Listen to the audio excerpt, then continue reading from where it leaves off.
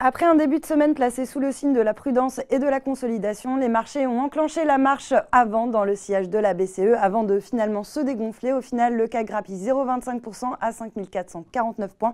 Alors la tendance a été soutenue par les propos de Mario Draghi, le président de la BCE, qui a répété que la politique monétaire devrait rester accommodante en 2019, ce qui signifie qu'il n'y aura pas de hausse de taux donc en 2019. Mario Draghi a par ailleurs souligné qu'il était encore trop tôt pour évoquer des mesures additionnelles de soutien à l'économie, tout en précisant que tous les outils étaient sur la table. Des propos donc qui ont rassuré les investisseurs qui se tournent désormais vers les États-Unis où les opérateurs prendront connaissance des minutes de la dernière réunion de la Fed. Du côté des valeurs, le secteur bancaire lui voit rouge alors que le taux de dépôt de la BCE devrait rester négatif cette année et continuer de ce fait à aggraver la rentabilité des banques. Valeo de son côté est mal orienté, l'équipementier automobile est pénalisé par la dégradation de Citi qui est désormais à la vente sur le dossier. L'analyse souligne que la valeur se traite avec une prime importante par rapport au secteur qui n'est plus justifiée étant donné ses perspectives de croissance plus faibles. TF1 se distingue à la hausse sur le SBF 120. La chaîne de télévision a annoncé qu'elle diffusera en exclusivité et en intégralité la Coupe du Monde de rugby. Et puis dans le vert également,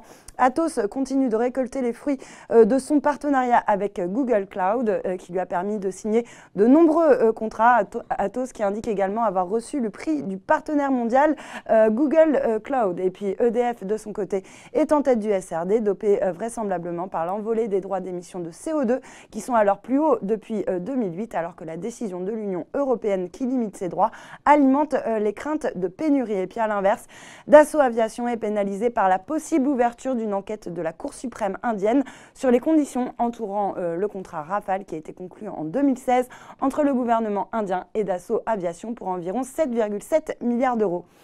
Voilà, c'est tout pour ce soir, mais n'oubliez pas, toute l'actu éco et finance est sur Boursorama.